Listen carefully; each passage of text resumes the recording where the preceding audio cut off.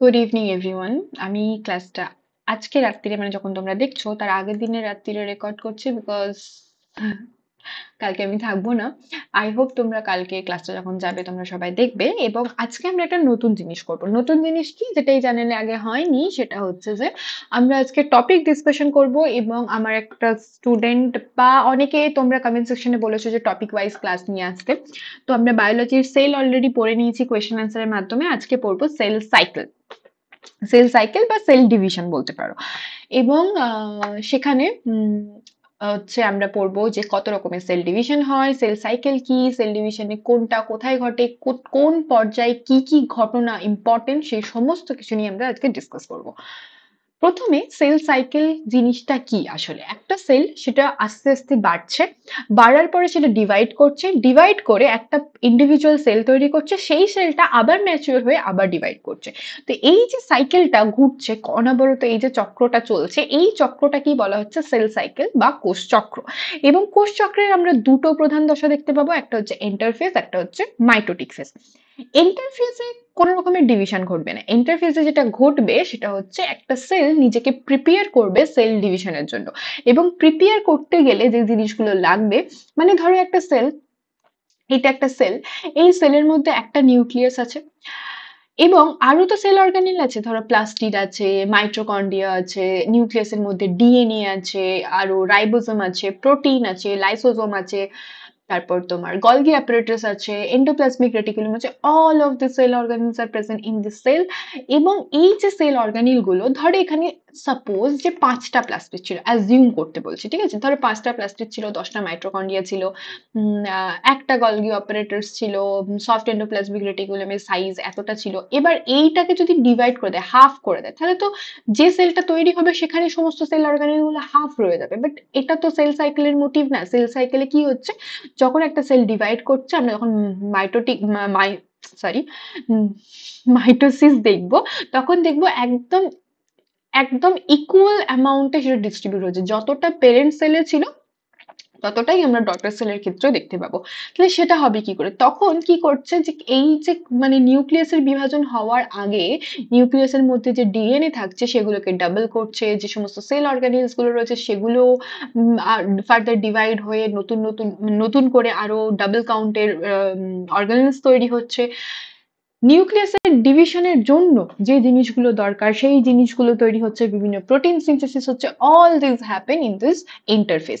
Interface internship কখন করতে যায়, যখন কোনো একটা বড় কিছুতে তুমি জয়েন করতে যাবে, তার আগে সেই কাজটা সম্পর্কে জানতে লোকে ইন্টার্নশিপ করতে যায়। তো ইন্টারফেস ইজ লাইক দ্যাট, যে একটা সেল সাইকেল শেষ হওয়ার পরে পরবর্তী সেল সাইকেল যেখানে অ্যাকচুয়ালি ডিভিশন হচ্ছে, সেটার মাঝখানে যে সেল সাইকেলের জন্য যে প্রিপারেশনটা, সেটাই হচ্ছে ইন্টারফেজ। ইন্টারফেজের 3টে দশা, একটা হচ্ছে জি1, একটা হচ্ছে এস এবং একটা হচ্ছে জি2। এই সেল ডিভিশন থেকে কোয়েশ্চেন কম আসে, কিন্তু যে কোয়েশ্চেন গুলো আসে আমরা ভাবি যে টপিকটা অনেক বড়, অনেক কিছু মনে রাখতে হবে, পড়বো না, ছেড়ে দিই, কিন্তু সেই কোয়েশ্চেনটাই তোমাকে কিন্তু র্যাঙ্ক এনে দিতে পারে, তোমাকে কিন্তু সিলেকশন এনে দিতে পারে। তাই যেটা তোমার হাতে আছে সেটাকে একদম ছেড়ে দিও না, যেটা তোমার হাতে নেই সেটা তুমি কিছু করতে পারবে না। কারেন্ট অ্যাফেয়ার্স, স্ট্যাটিক পোর্শনটা একটা ভীষণ ভাস্ট একটা জায়গা, সেখানটাতে তুমি যতই পড়ো কিছু না কিছু খামতি তোমার রয়ে যাবে, স্পেশালি কারেন্ট অ্যাফেয়ার্স এর ক্ষেত্রে আনপ্রেডিক্টেবল, কিন্তু এগুলো প্রেডিক্ট করা যায়, এখান থেকে কোয়েশ্চেন আসলে আমরা উত্তর করতে পারবো। অ্যান্ড দেন ইন্টারফেজের পরে হচ্ছে একটা সেল ঢুকছে কোথায় না, মাইটোটিক ফেজে। অ্যান্ড মাইটোটিক ফেজে আমরা দুটো পার্ট দেখতে পাচ্ছি, একটা হচ্ছে ক্যারিওকাইনেসিস, এটা হচ্ছে নিউক্লিয়াসের বিভাজন, এটা হচ্ছে নিউক্লিয়াসের বিভাজন। তারপরে হচ্ছে সাইটোকাইনেসিস, যেটা হচ্ছে সাইটোপ্লাজমের বিভাজন,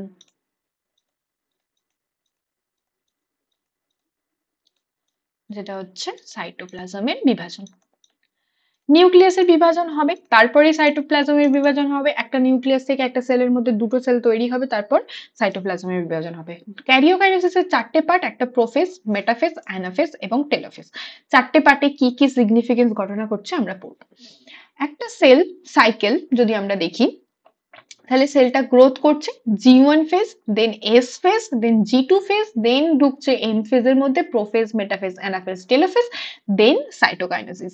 এবং এই গোটা ফেজটাকে আমরা বলছি এম ফেজ, এবং এই গোটা ফেজটাকে আমরা বলছি এন্টারফেজ। একটা সেল সাইকেলের দেখো 1/4 পার্ট কিন্তু তোমার রয়েছে শুধুমাত্র মেটাফেজে, বাকি কিন্তু 3/4 পার্ট কিন্তু ইন্টারফেজে সেলটা অতিবাহিত করছে।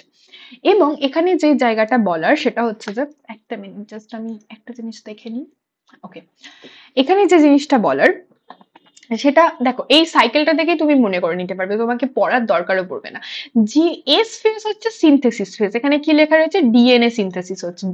G1 ফেজ বা ফার্স্ট গ্যাপ ফেজ, এখানে সেলটা গ্রো করবে এবং পারফর্ম করবে নর্মাল যে সমস্ত ফাংশন আছে, সমস্ত নর্মাল ফাংশন পারফর্ম করবে এবং সেলটা আকারে বৃদ্ধি পাবে।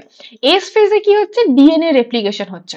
এই কিওয়ার্ড গুলো মনে রাখলেই হবে, আর কিচ্ছু মনে রাখতে হবে না। এস ফেজে সিনথেসিস হচ্ছে ডিএনএ, ডিএনএ যেটা ছিল আমার, তার কাউন্টটা ডাবল হয়ে যাচ্ছে। এখানে 2C ডিএনএ ছিল, এখানে 4C ডিএনএ হয়ে যাবে। দেন G2 ফেজ বা সেকেন্ড গ্যাপ ফেজ, এখানেও তোমার সেল প্রিপেয়ার করছে মাইটোসিসের জন্য, সেল নিজেকে প্রিপেয়ার করছে মাইটোসিসের জন্য। তারপর prophase, metaphase, anaphase, telophase, cytokinesis.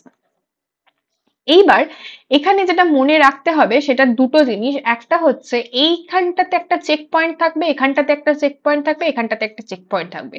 এই চেক পয়েন্টটাতে কি কি দেখা হবে, যে এখানে এস ফেজে ঢোকার জন্য এ এলিজিবল হয়েছে কিনা সেলটা।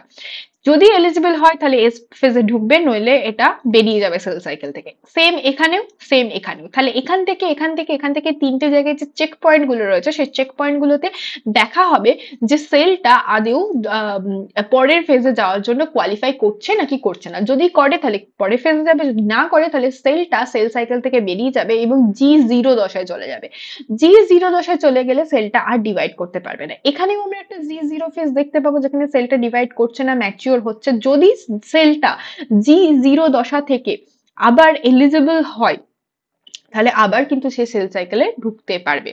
এটা কিন্তু খেয়াল রাখবে। এরকম নয় যে কোনো সেল G0 দশায় চলে গেল, নর্মাল সেলের কথা বলছি, যে সেলের মধ্যে সেন্ট্রোজোম নেই সেটা ডিভাইড করতে পারবে না, নিউক্লিয়াস নেই সেটা ডিভাইড করতে পারবে না, দ্যাটস দ্য আদার থিং। আরবিসির মধ্যে নিউক্লিয়াস থাকে না, আরবিসি ডিভাইড করে না। নিউরনের মধ্যে সেন্ট্রোজোম থাকে না, নিউরন ডিভাইড করে না। কিন্তু যদি কোনো নর্মাল সেল সে যদি G0 দশায় অবস্থান করে, সে G0 দশা থেকে যদি আবার সে তার এলিজিবিলিটি ক্রাইটেরিয়া ম্যাচ করে এই চেক পয়েন্টটা পাস করতে পারে, তাহলে সে কিন্তু আবার সেল সাইকেলের মধ্যে এন্টার করতে পারবে। ক্লিয়ার? I hope so. তো এইবার আমরা দেখব যে G1 দশাতে কি হচ্ছে। প্রথম বৃদ্ধি দশা G1 দশাতে হচ্ছে কি, যে পূর্ববর্তী কোষের মাইটোটিক দশা এবং পরবর্তী বিভাজন এস দশার মধ্যবর্তী হচ্ছে G1 দশা। এখানে ডিএনএ সংশ্লেষিত হয় না, বড় বড় করে লেখা আছে এবং তুমিও বড় বড় করেই মনে রাখবে যে এখানে কোনো ডিএনএ সংশ্লেষিত হয় না, শুধুমাত্র আরএনএ অণু, আরএইচ হয়ে গেছে, আরএনএ অণু সংশ্লেষিত হয়। এবং এখানে নিউক্লিওটাইড, অ্যামাইনো অ্যাসিড এবং এটিপি অণু সংশ্লেষ ঘটে এবং কোষ আকৃতিতে বড় হয় এবং নিউক্লিয়াসের আকারও বৃদ্ধি পায়। G2 দশাতে কি হচ্ছে, এস দশাতে কি হচ্ছে, এস হচ্ছে সিনথেটিক ফেজ। এখানে ডিএনএ দ্বিগুণ সংখ্যক হয়ে যায়, মানে একটা যে পরিমাণ ডিএনএ ছিল সেটা সিনথেসিস হয়ে, ডিএনএ থেকে ডিএনএ সিনথেসিস, আচ্ছা এখানে লিখছি, ডিএনএ থেকে যখন ডিএনএ সিনথেসিস হচ্ছে তখন সেটাকে আমরা বলছি রেপ্লিকেশন। ডিএনএ থেকে যখন আরএনএ সিনথেসিস হচ্ছে সেটাকে আমরা বলছি ট্রান্সক্রিপশন। এবং আরএনএ থেকে যখন প্রোটিন সিনথেসিস হচ্ছে তখন সেটাকে আমরা বলছি ট্রান্সলেশন। ওকে, অপোজিটও হতে পারে। আরএনএ থেকে যখন ডিএনএ তৈরি হচ্ছে সেটাকে আমরা বলছি রিভার্স ট্রান্সক্রিপশন। Reverse transcription.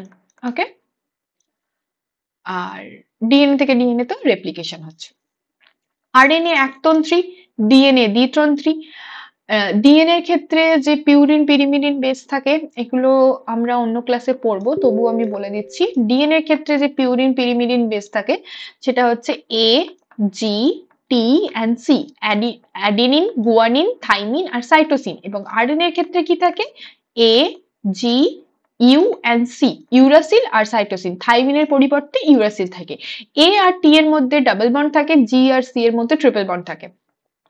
এ আর টি এর মধ্যে ডাবল বন্ড থাকে, জি আর সি এর মধ্যে ট্রিপল বন্ড থাকে। এবং ডিএনএ এর যে ডাবল হেলিক্যাল স্ট্রাকচার সেটা অ্যান্টি প্যারালালে মুভ করে। এদিকটা 3 প্রাইম হলে এদিকটা 5 প্রাইম হয়। এগুলো আমরা অন্য ক্লাসে কখনো আলোচনা করব ডিটেলসে। নিউক্লিওটাইড কি, নিউক্লিওটাইড হচ্ছে এই যে nitrogen base pentose sugar deoxyribonucleic acid তো, এবং তো এখানে ডিঅক্সি সুগার রাইবো সুগার থাকে এবং তার সাথে হচ্ছে ফসফরিক অ্যাসিড। ফসফরিক অ্যাসিড এইটা হচ্ছে ডিএনএ এর বেস, এবং নিউক্লিওটাইড তার সাথে কিছু হিস্টোন প্রোটিন এগুলো যুক্ত হয়ে, এবং লিঙ্কার ডিএনএ থাকে মাঝখানে, সেগুলো যুক্ত হয়ে একটা ডিএনএ গঠন করছে। ওকে, এবং প্রতিটি ক্রোমাটিড একটি করে অপত্য ডিএনএ এর সাথে অবস্থান করে। ক্রোমাটিড কোনটা? এটা যদি ক্রোমোজোম হয়, এটা যদি ক্রোমোজোম হয়, এই যে এটা রয়েছে এটা হচ্ছে ক্রোমাটিড, এবং এই যখন ডিএনএ ডুপ্লিকেশন হয়ে যাচ্ছে তখন ক্রোমাটিড গুলো এরকম হয়ে যাচ্ছে, একটা থেকে দুটো করে ক্রোমাটিড হয়ে যাচ্ছে, ঠিক আছে। এবং এই যে ক্রোমাটিড গুলো, এই ক্রোমাটিড গুলোকে বলা হচ্ছে সিস্টার ক্রোমাটিড, এবং অন্য অন্য ক্রোমোজোমের যে ক্রোমাটিড তার সাথে এগুলোকে বলা হচ্ছে নন সিস্টার ক্রোমাটিড। এই দুটো খেয়াল রাখো, আমরা পরেও আবার দেখবো। জি2 দশা হচ্ছে ইন্টারফেজের এস দশা এবং এম ফেজের মধ্যবর্তী গ্যাপকে বলা হচ্ছে জি2 দশা। এখানে বিভিন্ন প্রকার আরএনএ অণুর সংশ্লেষ ঘটে, বেম তন্তুকারী প্রোটিনের সংশ্লেষ ঘটে। এটিপি এটিপি এত তৈরি হচ্ছে কেন? প্রত্যেক ফেজেই এটিপি তৈরি হচ্ছে, এখানেও এটিপি তৈরি হচ্ছে, এর আগের ফেজেও এটিপি তৈরি হয়েছে, কারণ সেল সাইকেল হতে গেলে সেলের প্রচুর পরিমাণে এনার্জি দরকার হবে, আর তার জন্যই এই এটিপি অণুর দরকার পড়ছে, এবং নিউক্লিয়াস এবং সাইটোপ্লাজম আয়তনেও আরো বৃদ্ধি ঘটে। এবার আমরা পড়বো জীবদেহে কত টাইপের সেল ডিভিশন দেখা যায়। সেল সাইকেলের আমরা শুধু ইন্টারফেসটা পড়লাম, এখনো এম ফেজটা বাকি আছে। তিন ধরনের আমরা কোষ বিভাজন দেখতে পাবো, একটা হচ্ছে অ্যামাইটোসিস, একটা হচ্ছে মাইটোসিস, একটা হচ্ছে মিওসিস। অ্যামাইটোসিস সেল ডিভিশন কাকে বলছে? অ্যামাইটোসিস সেল ডিভিশন হচ্ছে যখন আলাদা করে নিউক্লিয়াসের এবং সাইটোপ্লাজমের বিভাজন হচ্ছে না, একবারে সেলটা ডিভাইড হয়ে যাচ্ছে, সেটাকেই আমরা বলছি অ্যামাইটোসিস সেল ডিভিশন। এবং এই অ্যামাইটোসিস সেল ডিভিশন ঘটে ব্যাকটেরিয়া, ইস্ট, অ্যামিবা, বিভিন্ন অনুন্নত যে সমস্ত জীব প্রাণী বা উদ্ভিদ রয়েছে তাদের ক্ষেত্রে আমরা অ্যামাইটোসিস দেখতে পাবো। এই প্রকার সেল ডিভিশনে নিউক্লিয়াস এবং সাইটোপ্লাজম একসঙ্গে বিভাজন ঘটে। প্রথমে নিউক্লিয়াসটা ডাম্বেল আকারে ধারণ করে, পরেরটাতে ছবি আছে আমরা দেখি, ছবি দেখেই পড়ি। প্রথমে নিউক্লিয়াসটা ডাম্বেল আকৃতি ধারণ করে, এবং তারপর এখানে ভাঁজ সৃষ্টি হয়, এবং ভাঁজ সৃষ্টি হওয়ার পরে দুটো একসাথে নিউক্লিয়াস এবং সাইটোপ্লাজম একসাথে ডিভাইড করে যায়। এটাকে বলা হচ্ছে অ্যামাইটোসিস সেল ডিভিশন। কোথায় দেখতে পাবো amitosis cell division? Amitosis cell division দেখতে পাবো বিভিন্ন নিম্ন শ্রেণীর যে সমস্ত জীবগুলো রয়েছে, ব্যাকটেরিয়া, ইস্ট, অ্যামিবা, সাধারণত এককোষী জীবদেহ, সেই এককোষী জীবদেহে আমরা অ্যামাইটোসিস সেল ডিভিশন দেখতে পাবো। অনেক সময় এই অ্যামাইটোসিস সেল ডিভিশনকে আমরা বাইনারি ফিশনও বলে থাকি, ঠিক আছে। বাইনারি ফিশন আর অ্যামাইটোসিস মোর লাইক সেম। প্রথম নিউক্লিয়াসটি ডাম্বেল আকার ধারণ করবে, তারপর সাইটোপ্লাজম সহ গোটা কোষটি ডাম্বেল আকার ধারণ করবে। ডাম্বেল মানে ওই যে যেগুলো দিয়ে এক্সারসাইজ করো তোমরা, সেরকম ডাম্বেল আকার ধারণ করবে, এবং তোমরাই করো, আমি করি না exercise, I am a very lazy person. আগে না আমার রুমের যেখানে আমি ঘুমাই আর কি, বিছানার ওপরটাতে লেখা ছিল I am not lazy, I am on energy saving mode. তারপর ওটা তুলে দিয়েছি, ফেড হয়ে গেছিল বলে। যারা হয়তো কেউ যদি ক্লাস দেখো, যারা আমার বাড়িতে এসছো বা আগে থেকে আমার রুমের পিকচার দেখছো, তারা দেখে থাকবে, ওখানে একটা লেখা ছিল, এরকম একটা পোস্টার লাগানো ছিল, সেখানে লেখা ছিল I am not lazy, I am on energy saving mode.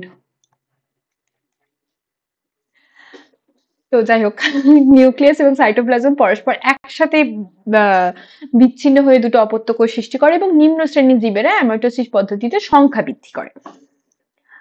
এটাকে ছড়িয়ে দিই, নইলে পিপিটিতেও থেকে যাবে। This is the amitosis cell division. Next হচ্ছে যেটা পড়তে লাগবে সেটা হচ্ছে mitosis cell division. Mitosis cell ডিভিশনে কিছু ইম্পর্টেন্ট এবং ইন্টারেস্টিং সিকোয়েন্স ওয়াইজ কিছু কিছু ঘটনা ঘটে, যেখানে আস্তে আস্তে প্রথমে নিউক্লিয়াসটা ডিভাইড করে, দেন তারপর সাইটোপ্লাজমটা ডিভাইড করে। এবং এখানেই আমরা যে এম ফেজের চারটে পার্ট দেখেছিলাম, প্রোফেজ, মেটাফেজ, অ্যানাফেজ, টেলোফেজ, এই চারটে পার্ট আমরা মাইটোসিস সেল ডিভিশনে দেখতে পাবো। এবং মাইটোসিস সেল ডিভিশনে কি হচ্ছে না, একটা মাতৃকোষ থেকে সমগুণ এবং সম আকৃতি এবং সম সংখ্যক ক্রোমোজোম বিশিষ্ট দুটো অপত্য কোষের সৃষ্টি হচ্ছে, তাকেই আমরা বলছি মাইটোসিস। এবং অ্যামাইটোসিসকে বলা হয় যে মাইটোসিসকে বলা হয় তো সদৃশ্য বিভাজন, অ্যামাইটোসিসকে বলা হয় প্রত্যক্ষ বিভাজন, ঠিক আছে। অ্যামাইটোসিসকে বলা হয় প্রত্যক্ষ বিভাজন, আমি এখানে লিখে দিচ্ছি আগে স্লাইডটাতে, প্রত্যক্ষ বিভাজন।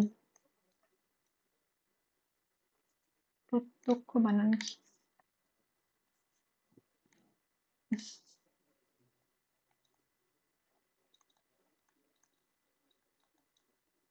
ওকে,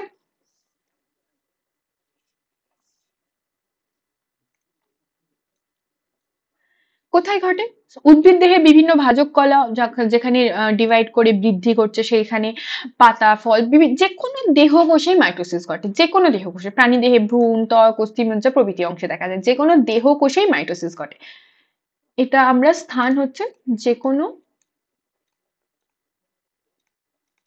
দেহ কোষে বা সোমাটিক সেলে। ওকে, মাইটোসিস কোষ বিভাজনের সময় একটি মাতৃকোষ থেকে তার জন্য একে সদৃশ্য বিভাজন বলা হয়। এবং মাইটোসিস সেল ডিভিশনের বিভিন্ন পর্যায় রয়েছে। একটা হচ্ছে ক্যারিওকাইনেসিসের 4টে পর্যায়। প্রথম হচ্ছে প্রোফেজ। প্রোফেজে কি ঘটে? প্রোফেজে যেটা ঘটে সেটা হচ্ছে নিউক্লিয় জালক থেকে ক্রোমোজোম সৃষ্টি হয় এবং নিউক্লিওলাস ও নিউক্লিয় পর্দার বিলুপ্তি ঘটে। এটা নিউক্লিওলাস, এটা নিউক্লিয় পর্দা। প্রোফেজে যেটা যেটা প্রধান ঘটনা, এই যে নিউক্লিয় জালিকাগুলো ছিল সেই জালিকাগুলো থেকে ক্রোমোজোম সৃষ্টি হয়। এখানে ক্রোমোজোম তৈরি হয়ে গেছে এবং ক্রোমোজোম গুলো সেন্ট্রোমিয়ার অংশে যুক্ত রয়েছে এবং দুটো করে ক্রোমাটিড। এই যে দুটো পার্ট দেখতে পাচ্ছ, এই দুটোকে বলা হচ্ছে ক্রোমাটিড এবং একটা ক্রোমোজোমের দুটো ক্রোমাটিডকে বলা হচ্ছে সিস্টার ক্রোমাটিড। তাদের একটাই সেন্ট্রোমিয়ার রয়েছে, মা একটাই, তাই সিস্টার ক্রোমাটিড। এবং এই এই ক্রোমোজোমের এই ক্রোমাটিডটা আর এই ক্রোমোজোমের এই ক্রোমাটিডটা, কেউ বলে দিও না যে স্টেপ সিস্টার ক্রোমাটিড, এরা হচ্ছে নন সিস্টার ক্রোমাটিড।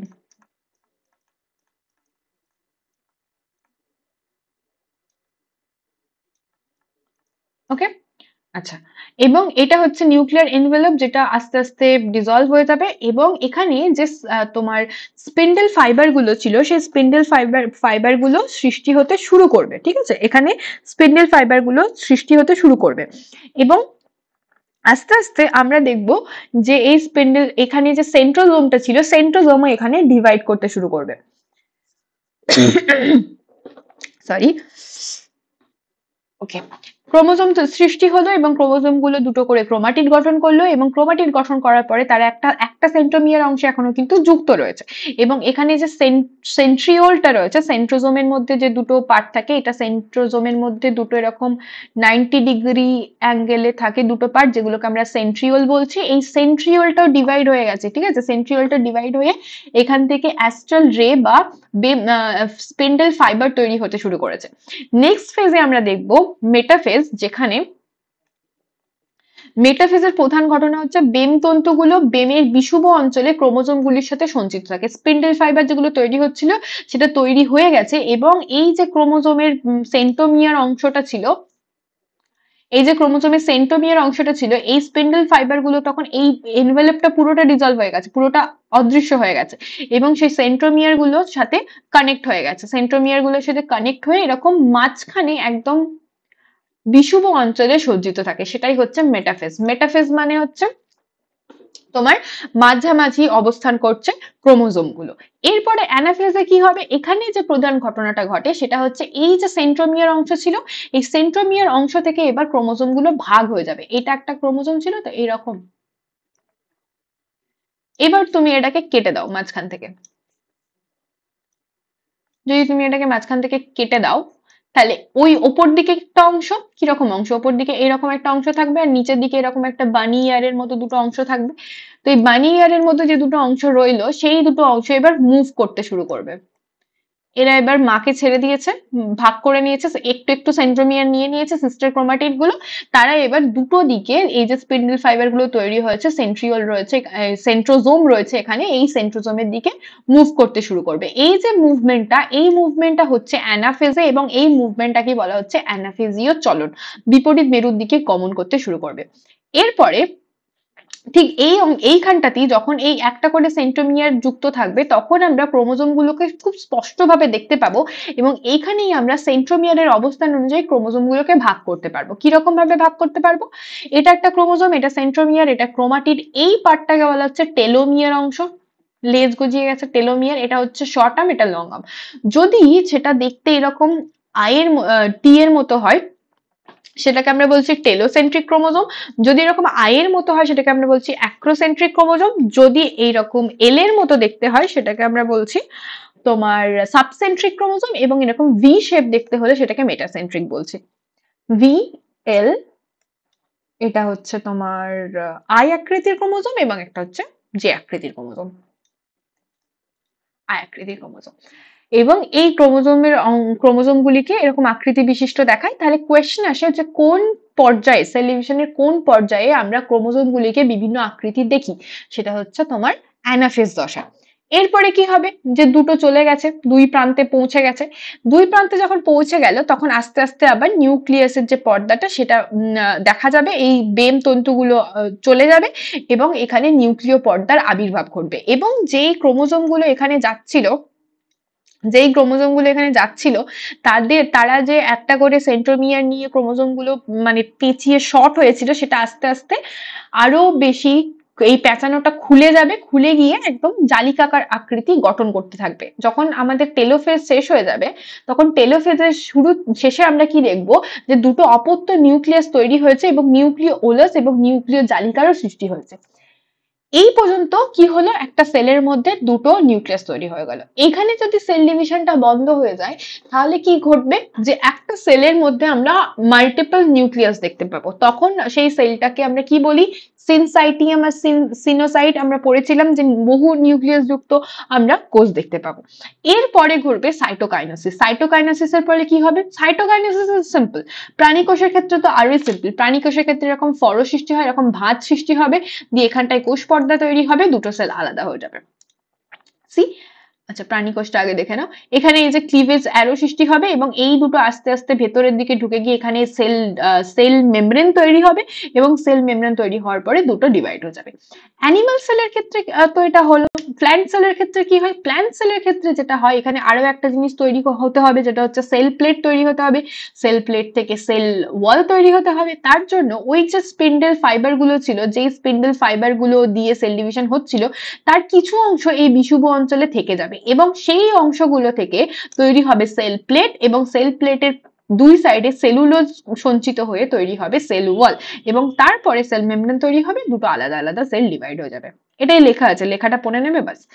এইবার এই জিনিসটা দেখো, এখানে হচ্ছে সমস্ত আমরা এতক্ষণ যেটা পড়লাম সেটা এখানে এক্সপ্লেন করা আছে।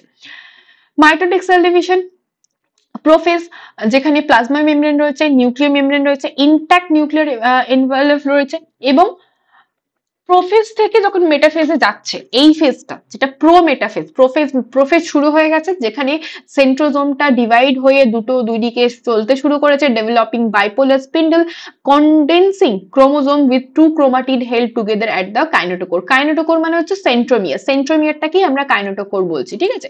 এখানে ক্রোমোজোম গুলো কন্ডেন্স হচ্ছে এবং দুটো আলাদা আলাদা ক্রোমাটিড তৈরি করছে এবং কাইনেটোকোরের সাথে যুক্ত রয়েছে। এখানে কি হচ্ছে, স্পিন্ডল পোলে চলে গেছে, পোলার মাইক্রোটিবিউলস তৈরি হচ্ছে, নিউক্লিয়ার এনভেলপ হারিয়ে গেছে, নিউক্লিয়ার এনভেলপ উধাও হয়ে গেছে, এবং তারপরে আমরা দেখছি যে এই যে কাইনেটোকোরের সাথে স্পিন্ডল ফাইবার গুলো অ্যাটাচ হয়ে মাঝামাঝি জায়গায় অবস্থান করছে।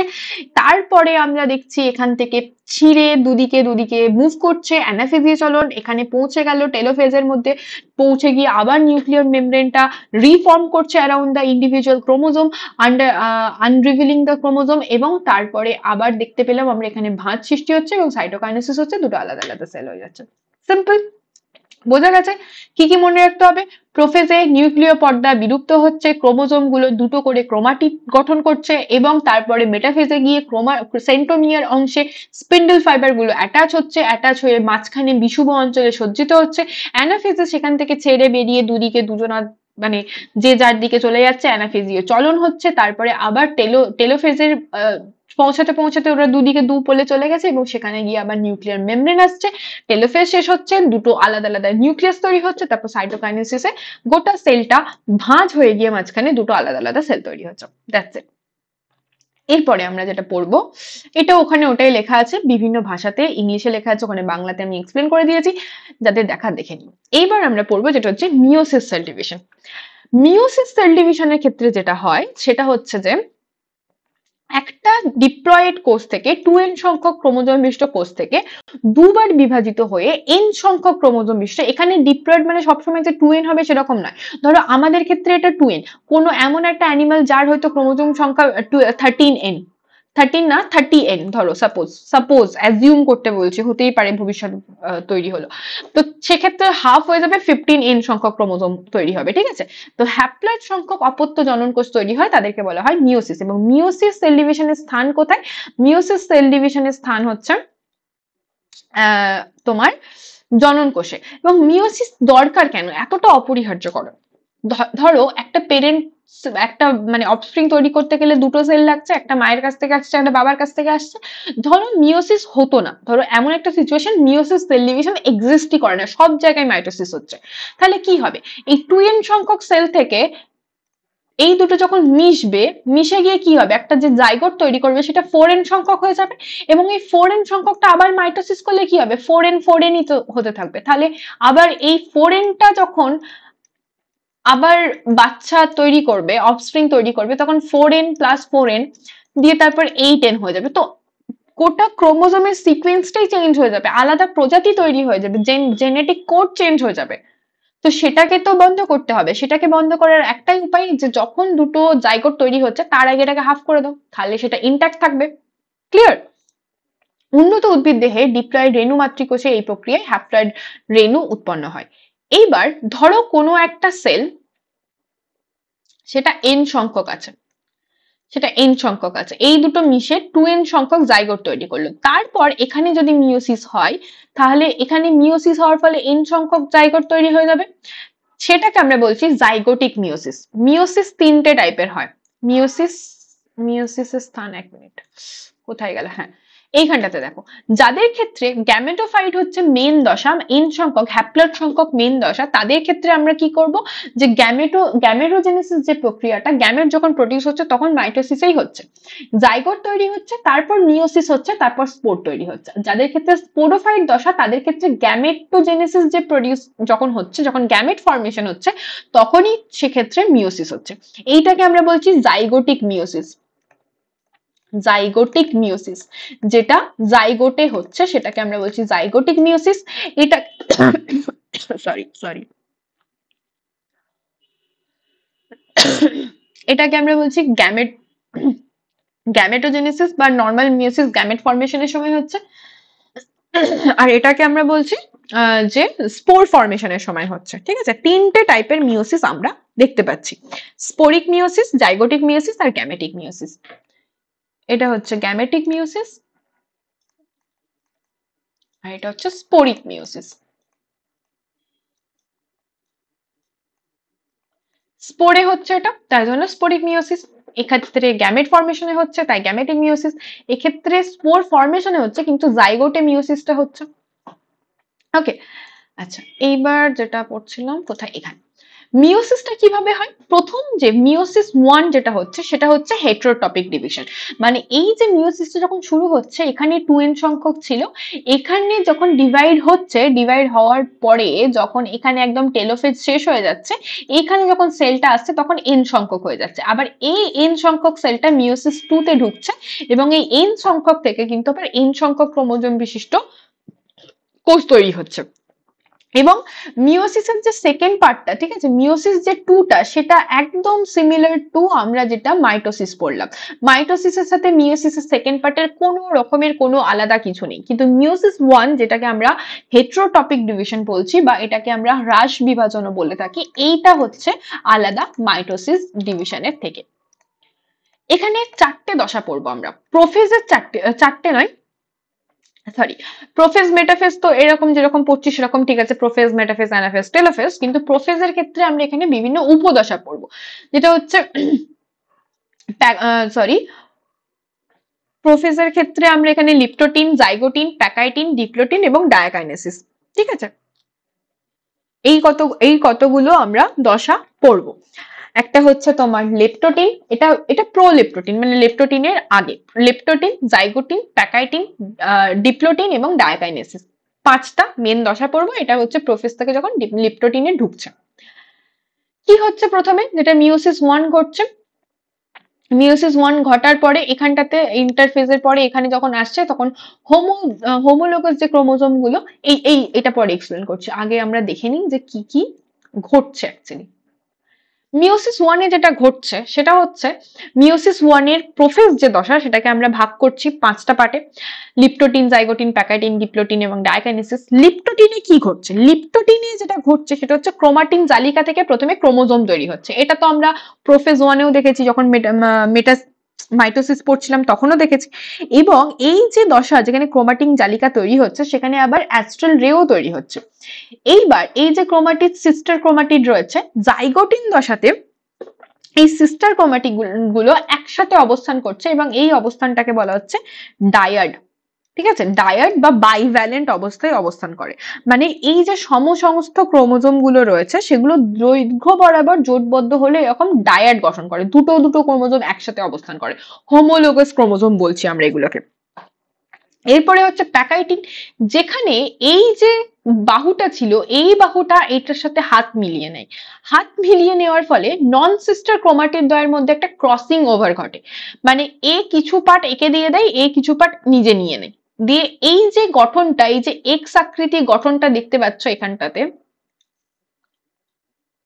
এই যে এক্স এক্স আকৃতির গঠনটা এখানটাতে দেখতে পাচ্ছ, এটাকে বলা হচ্ছে কায়াজমা। কায়াজমা গঠন করে এবং এই যে চারটে মানে ক্রোমাটিড দ্বয়গুলো একসাথে যুক্ত হয়ে গঠন করছে, এই গঠনটা হচ্ছে টেট্রাড গঠন করছে। দেখো এখানে দুটো দুটো একসাথে অবস্থান করছিল, মানে এখানে তো জয়েন্ট হয়নি, কাছাকাছি রয়েছে, এটাকে আমরা বলছি টেট্রাড গঠন করছে।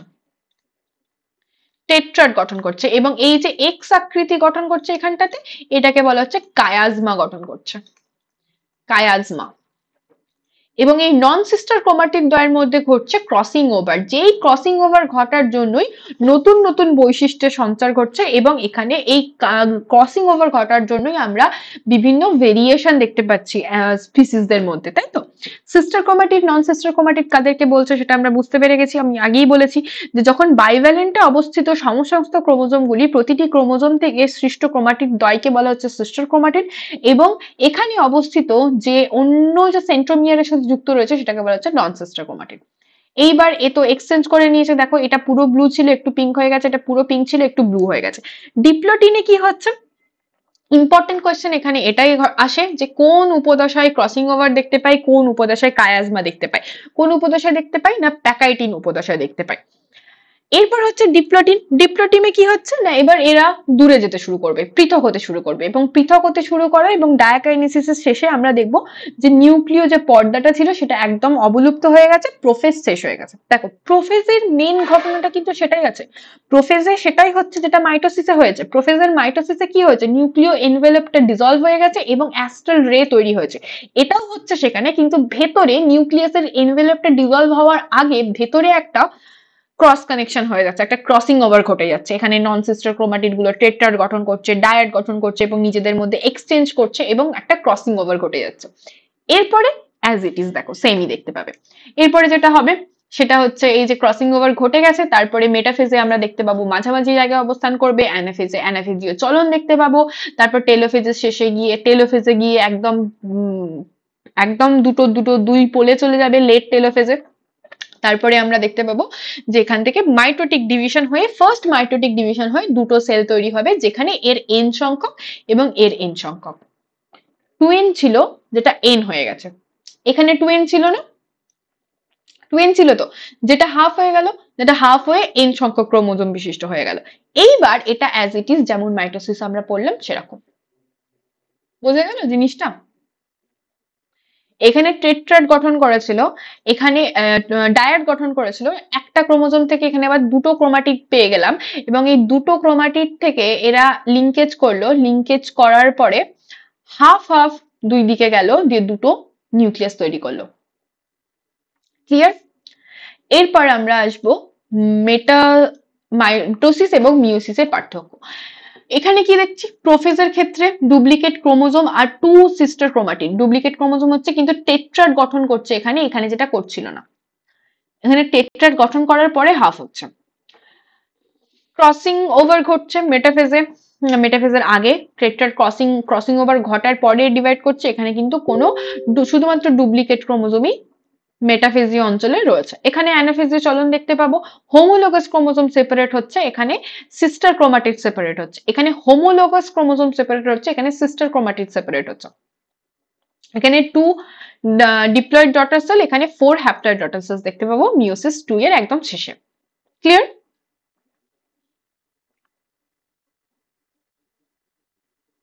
আচ্ছা, এটা সরি, পিছন দিকে কেন যাচ্ছে? আমরা কোনটা বললাম? এই জিনিসটা। এই জিনিসটা বোঝা গেছে তো, এই জায়গাটা প্রপারলি? এটা হচ্ছে হোমোলোগাস ক্রোমোজোম। একটা ক্রোমাটিড ছিল, সেটা থেকে দুটো তৈরি হয়ে গেছে। ব্যাস, দ্যাটস ইট। এই পর্যন্তই ছিল সেল ডিভিশন। যদি এরপরে কারো কোথাও কনফিউজিং কোনো কোনো জায়গায় কনফিউশন লাগে, তাহলে তোমরা এই দুটো নাম্বারে কন্ট্যাক্ট করো, এবং তোমরা এর পিডিএফটাও তোমাদেরকে আমি টেলিগ্রাম গ্রুপে এবং হোয়াটসঅ্যাপ গ্রুপেও পাঠিয়ে দেবো। আমি এটা থেকে কোয়েশ্চেন রাখিনি, কিন্তু একটা রাত হয়ে গেছে, আমাকে ক্লাসটা রেডি করতে হয়েছে তাড়াতাড়ি, এবং আমরা পরের দিন কোয়েশ্চেন করবো। ঠিক আছে? তো থ্যাংক ইউ অল, দেখা হবে নেক্সট ক্লাসে। ক্লাসটা কেমন লাগলো অবশ্যই অবশ্যই জানিও।